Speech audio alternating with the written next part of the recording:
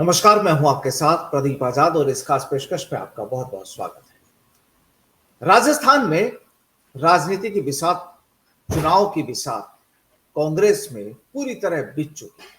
यूं तो बीजेपी भी पूरी तरह से तैयारियों में है, लेकिन चूंकि कांग्रेस इस समय सत्ता में है तो जाहिर सी बात है कि सबकी निगाहें कांग्रेस पर टिकी है। और कांग्रेस पर इस बात को लेकर भी टिकी है कि पिछले कुछ समय से जिस तरीके से अशोक गहलोत और सचिन पायलट खेमे के बीच जो तकरार का दौर जारी है वो भी किसी से छुपा नहीं है। अब राजस्थान में जो जिला अध्यक्षों की, कांग्रेस जिला अध्यक्षों की जो नियुक्ति है वो वाकई में कांग्रेस के लिए देखा जाए तो किसी चुनौती से कम नहीं है। एक कांग्रेस के लिए एक बड़ा एक मुद्दा बना हुआ है। और जिस तरीके से कांग्रेस में खींचतान और गुटबाजी का जो दौर नजर आ रहा है उसे देखते हुए भी ये राह आसान नहीं लगती। अब दूसरी तरफ प्रभारी जो रंधावा है उन्होंने भी कह दिया कि अब पार्टी का डीएनए होना जरूरी है। लेकिन बड़ा सवाल ये कि किस तरीके से डीएनए होगा, कैसे होगा, क्योंकि वो कह चुके हैं कि एमएलए तो बाहर की दूसरी पार्टी से आए हुए हो सकते हैं लेकिन संगठन में नहीं। आखिर क्या है कहानी पूरी इस समय राजस्थान की कांग्रेस की और क्या चल रहा है और क्या कहता है गोविंद सिंह डोटासरा और रंधावा का दिल्ली दौरा। आज कुछ इन्हीं मुद्दों को लेकर चर्चा होगी और आज हमारे साथ चर्चा में मौजूद हैं कांग्रेस के वरिष्ठ नेता सुरेश चौधरी साहब। चौधरी साहब, बहुत बहुत स्वागत है हमसे जुड़ने के लिए।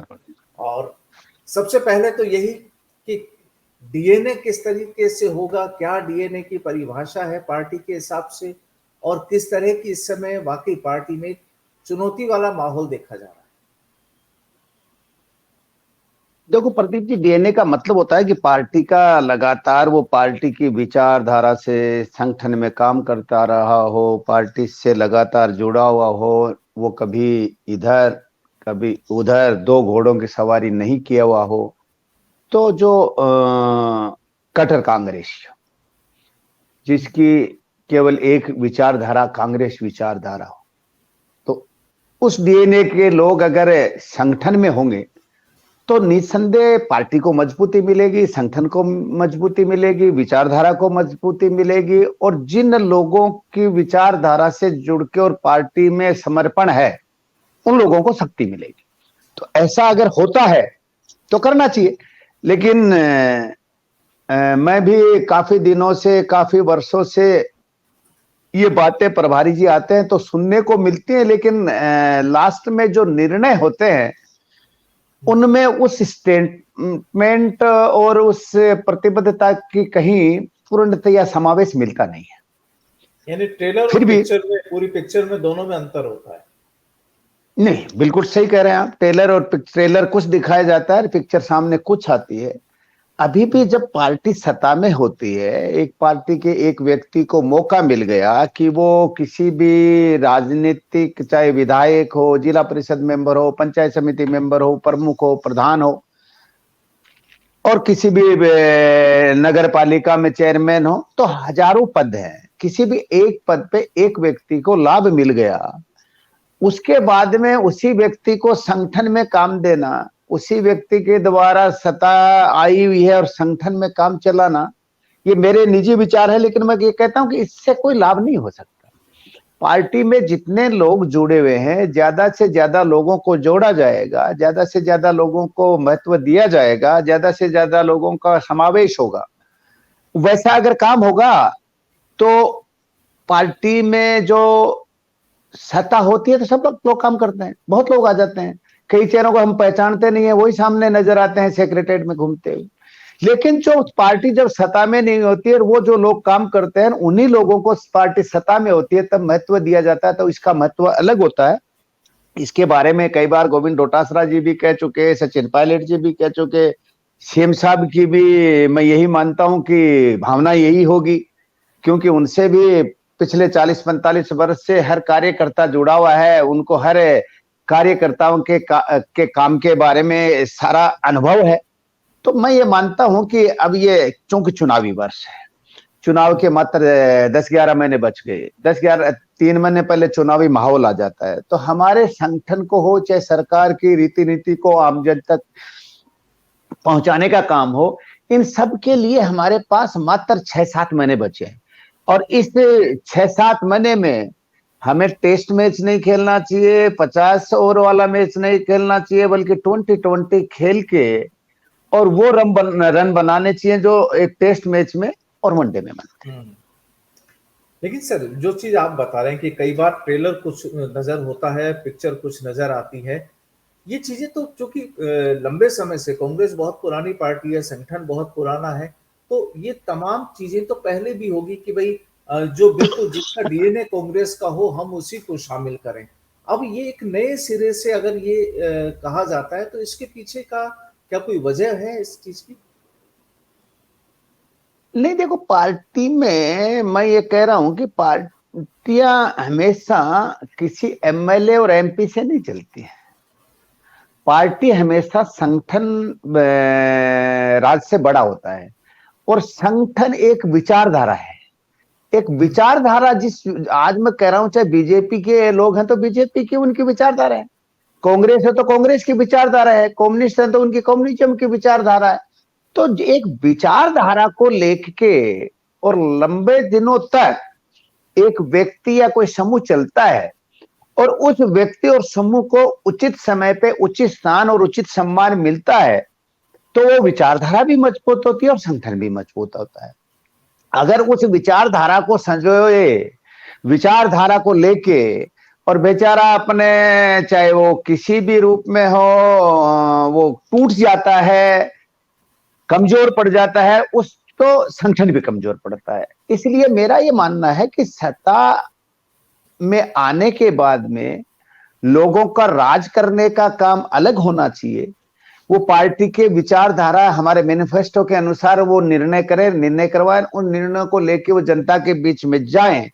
लेकिन संगठन को अपने सिस्टम, संगठन को अपने तौर तरीके से, संगठन को अपनी प्लानिंग से, संगठन को अपने संगठनात्मक सिस्टम से विचारधारा को आम आदमी तक पहुंचाने का काम अलग से करना चाहिए।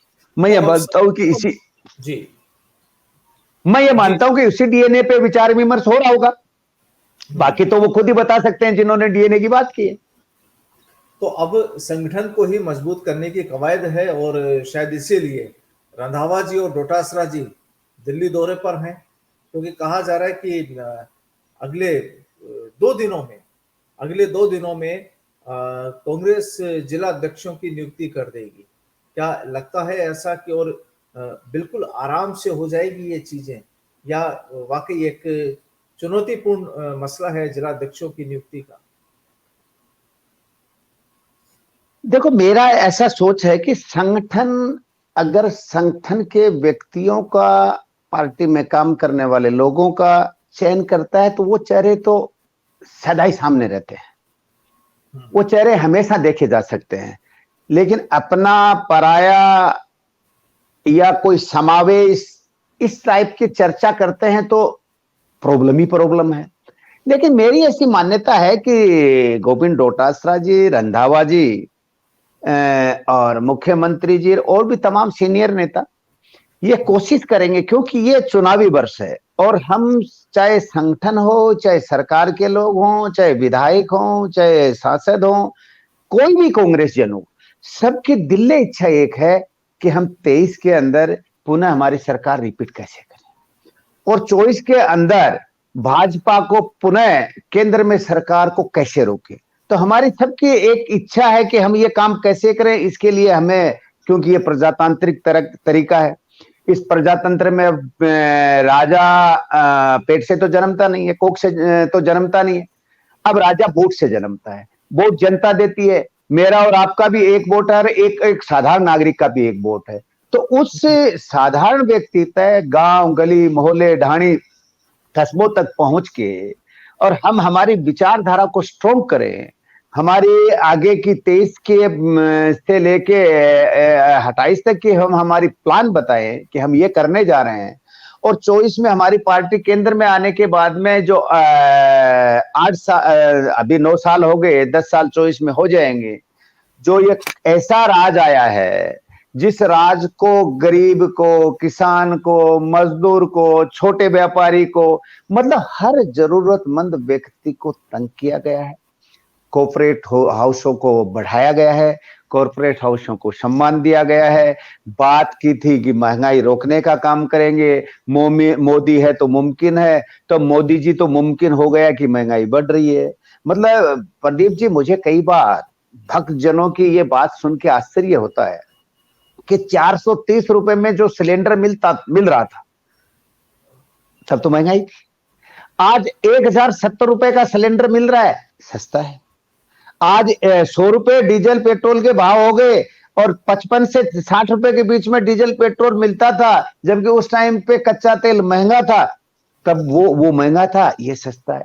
तो मैं कह रहा हूं कि राष्ट्र मजबूत होना चाहिए, राष्ट्रीयता हर आदमी में होनी चाहिए, राष्ट्र के उत्थान के लिए हर व्यक्ति को काम करना चाहिए, लेकिन थोटी राष्ट्रवाद, केवल राष्ट्रवाद के नाम में चुनाव लड़ना और राष्ट्र के अंदर चाहे बेरोजगारी का मामला हो, रोजगार का महंगाई का मामला हो, देश को अखंड और एकता का मामला हो, स्वतंत्र संस्थाओं को सुरक्षित रखने का मामला हो, ये बहुत लंबा चौड़ा तमाम विषय है। वो अगर उनकी रक्षा नहीं हुई, अगर उन पे सेंट्रल गवर्नमेंट और स्टेट गवर्नमेंटों ने काम नहीं किया, तो आने वाला समय, प्रदीप जी मैं कह रहा हूं कि बहुत बुरा समय आने वाला है। महंगाई जिस रूप में बढ़ रही है, बेरोजगारी जिस रूप में बढ़ रही है, तो देश के लिए चिंता का विषय है। अपन ने देख लिया है कि श्रीलंका में क्या हुआ, पाकिस्तान में क्या हो रहा है। तो कहीं इन हालात से बचने से पहले अपने को केंद्र और राज्य सरकारों को सावधान होना चाहिए और युवाओं के लिए और महंगाई को रोकने के लिए कोई न कोई योजनाएं बननी चाहिए। सर, आप कह रहे हैं कि दो चीजें यहाँ पर हैं। एक तो आप ये कह रहे हैं कि सरकार रिपीट कैसे हो, इस पर मंथन होना चाहिए, कोशिश इसी बात की होनी चाहिए, और 24 में वापस बीजेपी को कैसे रोका जाए इस पर भी सोचना होगा। लेकिन राजस्थान में जो पिछले कुछ समय से जो तस्वीरें चल रही है वो सभी जानते हैं। जब उन मसलों को अगर हल नहीं किया जाता तो क्या आसान होगा कि आप सरकार को रिपीट कर पाएंगे? पहला। दूसरा, जिस तरीके से 24 से 26 फरवरी तक जो राष्ट्रीय अधिवेशन होने वाला है कांग्रेस का रायपुर में, क्या इससे पहले या 10 फरवरी जो बजट आ रहा है इसके बाद इनके बीच में 10 से और 24 के बीच में कुछ बदलाव या कुछ जो पब्लिक की जो चाहत यहाँ पर है और जो तस्वीरें अक्सर नजर आती हैं, क्या कुछ ऐसा देखने को मिल सकता है? देखो प्रदीप जी, मैं कहना चाहूंगा कि जब हम विपक्ष में होते हैं और जिस नेतृत्व के साथ संघर्ष करते हैं, जिन लोगों का सहयोग लेके संघर्ष करते हैं और जिन लोगों की संघर्ष में भागीदारी होती है, मैं खुद भी 3-4 टर्म से देख रहा हूं कि उन लोगों की अनदेखी हो जाती है जब सरकार आती है। और जब पुनः चुनाव लड़ने की टाइम आती है, पुनः उन लोगों से पूछा जाता है और उनको टंटोड़ा जाता है, उनसे पूछा जाता है कि वो लोग कहाँ हैं। तो मेरी ऐसी मान्यता है कि कहीं न कहीं हमसे चूक हो रही है। जिस व्यक्ति का पार्टी में जिस लेवल का योगदान है, अगर उस लेवल का उसको सम्मान नहीं मिलेगा, उस लेवल से उनको पद और प्रतिष्ठा नहीं दी जाएगी, तो देखो एक मानव है, विचारधारा है, अलग बात है, लेकिन मानव नेचर भी साथ में होता है। एक व्यक्ति का उत्साह खत्म हो जाता है, वो ये सोचता है कि मैंने 5 साल मेरी पार्टी के लिए संघर्ष किया, सड़क पर संघर्ष किया, विरोधी पार्टी से मैंने डंडे खाए, सड़क पे पैदल चला, मेरे छाले हो गए, मैंने पार्टी के लिए संघर्ष किया। आज वही पार्टी मेरी पार्टी सत्ता में है, मेरे मंत्रियों के गेट नहीं खुलते या सचिवालय में मेरी चलती नहीं हो, तो ऐसे लोगों को उसमें कमजोरी फील करते हैं। और वो प्रमुख कार्यकर्ता होते हैं, वो कार्यकर्ता होते हैं जो पार्टी की रीढ़ की हड्डी होते हैं, चाहे वो जिले के हों, चाहे ब्लॉक के हों, चाहे संभाग के हों, चाहे प्रदेश के हों। तो उन कार्यकर्ताओं की कहीं न कहीं कमजोरी है, तो उस कमजोरी को हमें दूर करना चाहिए। और मैं जहां तक मैं महसूस करता हूं कि शीर्ष नेतृत्व इसके बारे में जरूर चिंता और चिंतन कर रहा होगा, क्योंकि राजस्थान एक अलग प्रदेश है। राजस्थान में कोई एक विचारधारा के अलावा भी जातीय समूह का भी बहुत बड़ा बोलबाला होता है। यहाँ अलग अलग समाजों का अलग अलग प्रभुत्व है। उनकी चाहे शीर्ष नेतृत्व कई नेता उसको चाहे हाईकमान को नाराज कर दें, उस बात तक को पहुंचने नहीं दें, लेकिन राजस्थान में जाति का बहुत बोलबाला है। यहाँ निर्णय जातियों के आधार पे भी होते हैं कि जाति किस वर्ग को, कौन सा समूह किस पार्टी को सपोर्ट कर रहा है, इसका बहुत बड़ा फर्क पड़ता है। तो मैं ये मानता हूं कि इस चुनावी वर्ष में और ये जो समय है, इसमें उन तमाम बातों पे बैठ के चिंतन करना चाहिए। उन पे तमाम बातों पे वार्ता करके चिंतन मंथन करने का समय चला गया। अब तो तुरंत निर्णय करके और लागू करके और उनको सबको सक्रिय करना चाहिए। मैं ये मानता हूं कि अब की बार जिस रूप में हमारे शासन में निर्णय है, सरकार ने निर्णय किए हैं, उन निर्णय को लेके और हम प्रचार प्रसार करेंगे, आम जनता तक उस चीज को पहुंचाएंगे। और जिस हिसाब से एक प्रदीप जी बहुत बड़ी बात है कि बीजेपी ने जन आक्रोश रैली निकाली, तो जन नहीं था, इसका मतलब आक्रोश नहीं था। जन आता, आक्रोश प्रदर्शित करता, तो समझ में आता कि सरकार से कोई चूक हो रही है। तो सरकार के निर्णय अच्छे हैं, लेकिन मेरी मान्यता है, ये मेरे व्यक्ति विचार हो सकते हैं, लेकिन मैं ये मानता हूं कि अभी भी हमारे तमाम कार्यकर्ताओं को, जिनकी वजह से ये सरकार बनी, क्योंकि कोई एक नेता और एक व्यक्ति के वजह से सरकार नहीं बनती है। सरकार बनाने में हजारों कार्यकर्ताओं का, पार्टी के साथियों का, मित्रों का, सबका समावेश होता है, तब पार्टी सत्ता में आती है। तो उन सब का वापिस उनका विश्वास जीतना चाहिए। उनसे मैं कह रहा हूं कि कोई फर्क नहीं पड़ता, उनकी कहीं ना कहीं नाराजगी है तो वो दूर करनी चाहिए। और मंत्री कोई उन्हीं में से विधायक बनता है, वही तो मंत्री बनता है। मंत्री बनने के बाद में वो संगठन में, जब सत्ता नहीं होती है तो संगठन में जाने की कोशिश करता है, और जब मंत्री बन जाता है उसके पता नहीं क्या नखरे हो जाते हैं कि उसके हाव और हवाव ही बदल जाते हैं। तो मैं ये कहता हूं कि ये सारी चीजें ठीक करनी चाहिए। और मैं कहता हूं कि मेरे जैसे कार्यकर्ता के एक ऐसी बातें दिमाग में है तो उच्च नेतृत्व को ये सब बातें दिमाग में होंगी, वो इसको ठीक करने का प्रयास भी करेंगे। दूसरी बात आपने कही कि ये 10 से और 24 से 25 मार्च के बीच में हो जाएगा क्या? तो भाई ये तो प्रदीप जी, मैं अधिवेशन है उससे पहले 10 यानी 10 फरवरी को बजट आएगा उससे देखो, मैं तो ये पुरानी परिपाटी और रीति नीति के अनुसार ये बताता हूं कि अधिवेशन होता है, उससे पहले सभी एआईसीसी मेंबर, पीसीसी मेंबर और इनके जो भी मेंबर बनाए जाते हैं, सर्वोच्च सदस्य बनाए जाते हैं, तो वो सबकी नियुक्ति तो होनी ही है, क्योंकि उन्हीं को उसमें भाग लेना है।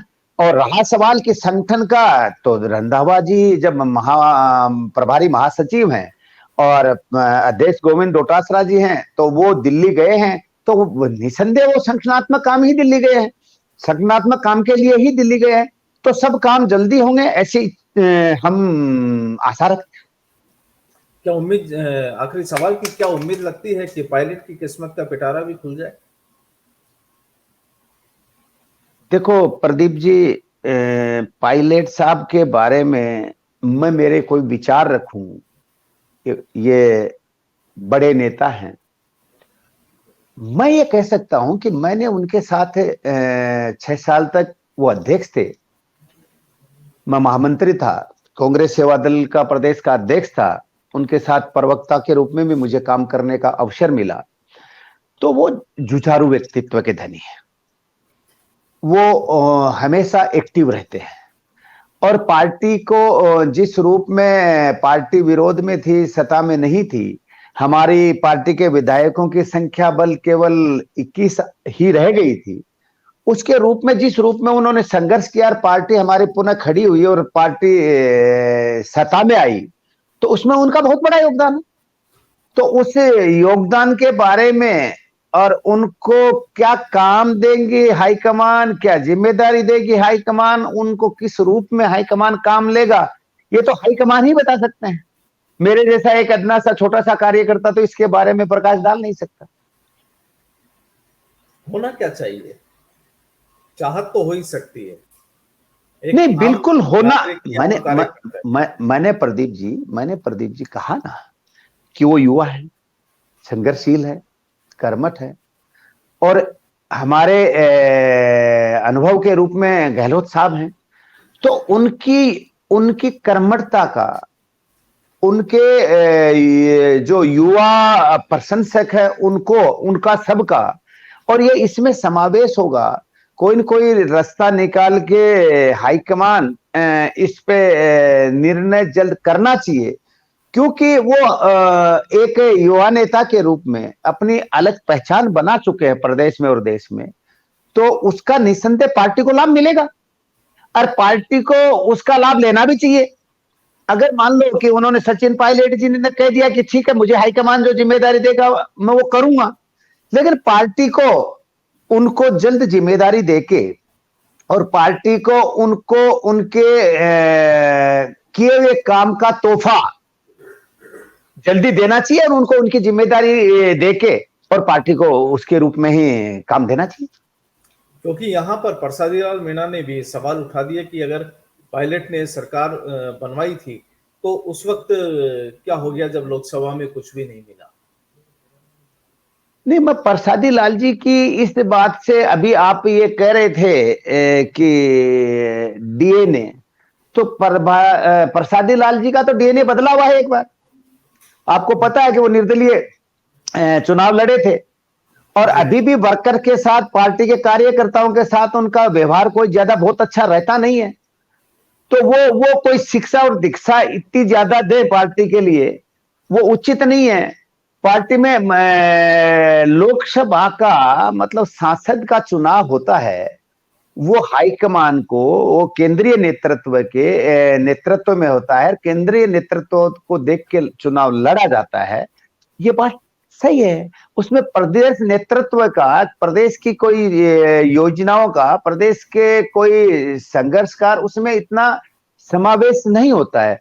और ये भी बात है कि हमारे 21 आने के बाद में तो एक तरह के हम सदमे में आ गए थे, और उसके बाद में ये आप देखते हैं कि राजस्थान के चुनाव के बाद में 6 महीने के बाद में एकदम लोकसभा के चुनाव आ जाते हैं। तो उसमें कोई चेंजेज आ जाए इतना जल्दी फर्क पड़ता नहीं है। लेकिन मैं ये कह रहा हूं कि जिनका डीएनए बदला हुआ हो, वो बार बार पार्टी को छोड़ के, और अगर उनकी निष्ठा होती, पार्टी ने उनकी टिकट काटी, तो उनको चुनाव नहीं लड़ना चाहिए था, पार्टी के साथ रहना चाहिए था। जिसको अवसर दिया गया उसका प्रचार काम करना चाहिए था। आज हम टिकट मांग रहे थे, वहां टिकट हमें नहीं मिली, तो हमारे जो पार्टी का जिसको टिकट दे दी उसके साथ हमने काम किया। वो तो ये अगर या तो आप किसी विचारधारा को स्वीकारो मत, और विचारधारा को स्वीकारो तो उनके निर्णय को भी स्वीकारो। तो ये लोग वो हैं जो निर्णय को नहीं स्वीकारते। तो आज इनको ठीक है, दोबारा वो पार्टी में आ गए, आज विधायक भी है, मंत्री भी हैं, लेकिन वो मंत्री हैं तो कांग्रेस की वजह से है, वो व्यक्ति से मंत्री नहीं है। बिल्कुल। चलिए सर, तो उम्मीद करते हैं कि अब आने वाले वक्त में कुछ ठीक ठाक हो जाए, और पब्लिक की जो चाहत है वो भी पूरी हो, और तमाम जो संगठन को मजबूत करने की जो कवायद है वो भी हो, ताकि इस बार का जो चुनाव होगा और चुनाव के रंग में जो अलग अलग चीजें नजर आएंगी यहाँ पर, वो भी वाकई देखना काफी दिलचस्प होगा। बहरहाल बहुत बहुत शुक्रिया चौधरी साहब हमसे बातचीत के लिए। नमस्कार।